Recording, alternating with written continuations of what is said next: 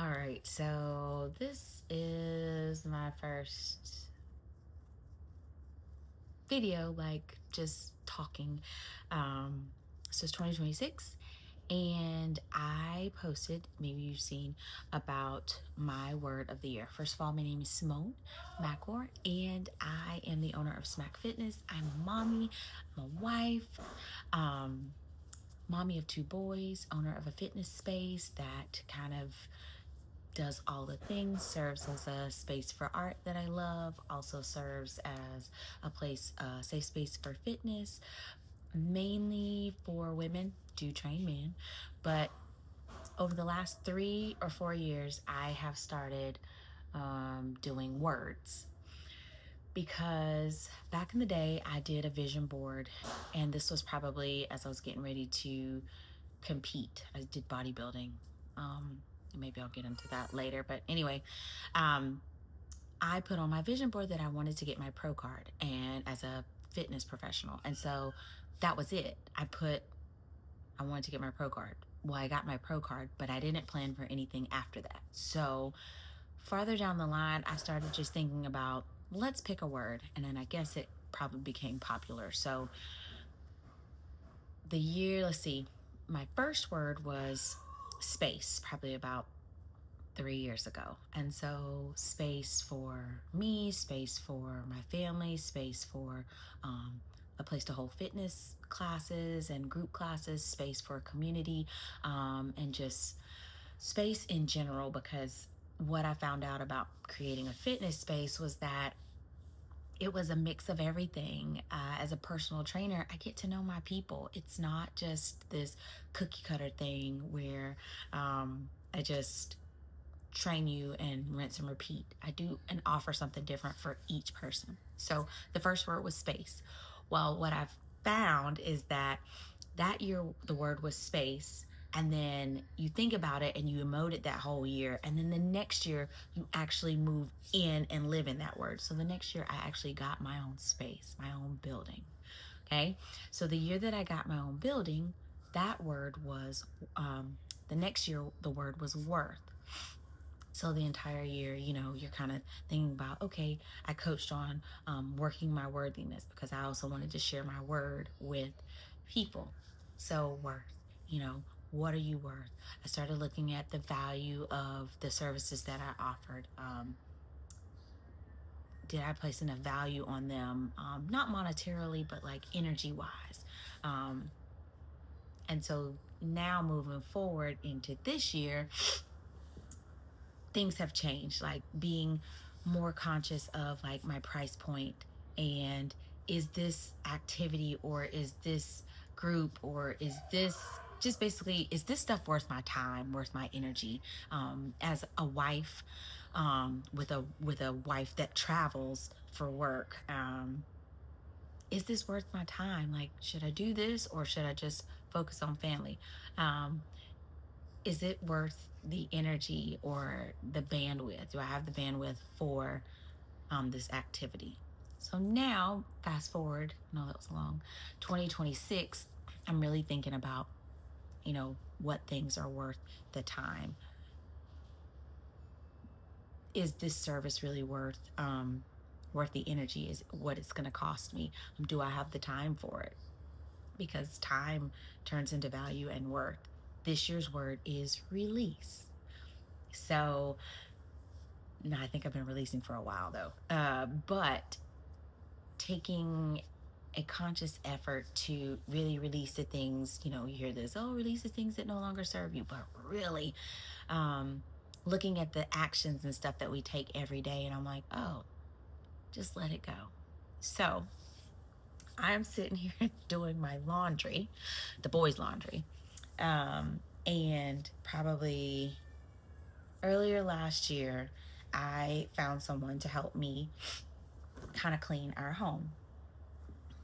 And, you know, I own my own business. My wife travels for work. So the boys are in school, but then I have help, a little bit of help with my family. Um, One of the other things that we did last year was we let our quote unquote nanny or help go. It was just time. The boys are not babies anymore. And we need to we need to do what felt good for our family. Was it worth having that person here? Yes, it was. But then things started to get uncomfortable, and so it was time for us to move on. So that was a release that I took last year. And it was a hard release because they had been with us for how old is this? 8. So they had been with us since at least 5+ years. So fast forward, I am doing laundry now. And the person that we used was great in the beginning. And then things started to change. And then so I pulled back. I was like, I'm gonna step back. I'll just do it myself. And then my schedule got busy. And then I was like, okay, let me call on this person again. You know that when you are like, I'm gonna give this person one more chance because I know they work really hard and I understand. They're like, they're a parent, they do all the things, they wear all the hats, and you're like, I'm just gonna give them another chance. And I know because it's hard and it's challenging, to do all the things, to run your own business, to run your household, to be the child, to be, to be part-time helper or part-time caregiver, to be a listening ear, to also continue to be a good spouse and to be a good friend at the same time, and to be a good mommy. And you have so many outside things coming at you, and you're like, I want to do this, I need to do that, and release. Okay. So last week, I had that person come. That person was supposed to come. And I know, stupid me, I shouldn't have paid ahead. But when I have the funding to take care of it, I have that money allotted for that service. So I went ahead and paid. It was probably literally 30 minutes after I paid that I got a message saying, I have a flat tire. I'm not going to make it. So I had already pre-cleaned because I pre-cleaned for that person to come. And this was in this year. So of course I'm practicing my release. Like, I got a flat tire. I'm probably not going to make it. And I said, you know what? I sent that money in advance because she needed it. So it's all good. She already said she was going to come the next week. So of course I'm prepared again for the next week. Next week arrives and I just do a little follow up. I'm like, hey, just wanted to check in, making sure that you're still going to be able to come. Yes, absolutely. Text the day of. Hey, I'm probably going to get to what time do you get off? What time will you be home? So I'm like, this is already starting off wrong. I like to be home by 2:30. So, you should be gone by then. So I have a code on my door now because we changed some things after we changed nannies or released our nanny. And so I can see when the code gets activated. The code got activated at 11:39. And I got a text saying, I'm just going to start with the kitchen. All right. So I guess the code times out after a couple of hours. I get home to let our dog Boomer out. And when you walk into our house, there's a foyer, area where we drop off book bags, we have a bench, all the things. Pause. Okay. The goal was to do the kitchen and to do the 3 bathrooms. Okay. That's it. So I walk in the house. I'm so excited because I know my kitchen's going to be like clean. And the bathrooms are going to be clean. 2 little boys, they're disgusting. Okay. They're super sweet, but like they disgusting. So I walk in and I look down at the foyer floor. I mean, it's on its way to the kitchen. So I'm thinking I would just like tie that in and like sweep that area. And then you walk into the kitchen. It's an open floor plan. So like the dining room tells you where to stop. Okay. So basically, dining room table gets cleaned off and the kitchen area gets cleaned off. Pause. When I first started with her, She said that it was an extra, I think, $20 to $30 if she washed the dishes. I don't know if that's a thing. If you're a cleaning person and that's a thing, that's cool. All good. Whatever, that's fine.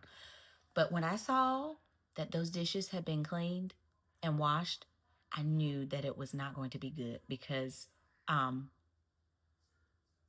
she never washes the dishes. So I'm excited the kitchen's clean and that the dishes are washed, which is great. They're all sitting there. She didn't put them away, which is fine. I don't know where everything goes. She normally texts and sends pictures after she's done the clean the house and like, oh, do you like it? Blah, blah, blah. No pictures. Dead silence. Nothing. I have to go get the boys. Go get the boys. Come home, like all I've seen is the kitchen. I'm like, oh, the kitchen's great. Smells good in here. Boys have to go to the bathroom. Go to the first bathroom, just the main floor. Dirty. I'm like, okay. Go upstairs. My bathroom. Their bathroom. Untouched. So, and my kitchen was not, you know, your own house. My kitchen was not like disgusting. Like I said, I pre-cleaned. Um, and even if you don't know where anything goes, what do? You just make little piles everywhere. It's fine. Um, I get a text the next day saying, hey, let me know when you want to come back. Absolutely not. Release. We're done. She has been released, blocked, gone, no more reviews, no more following, all done. All that to say, I am truly living in my word of the year, which is release. So, yeah, I just felt like I needed to share that. And I'll be sharing other little pieces of me and what I got going on, and, all things mob, Macor Boys, and all things Smack Fitness. So, till next time.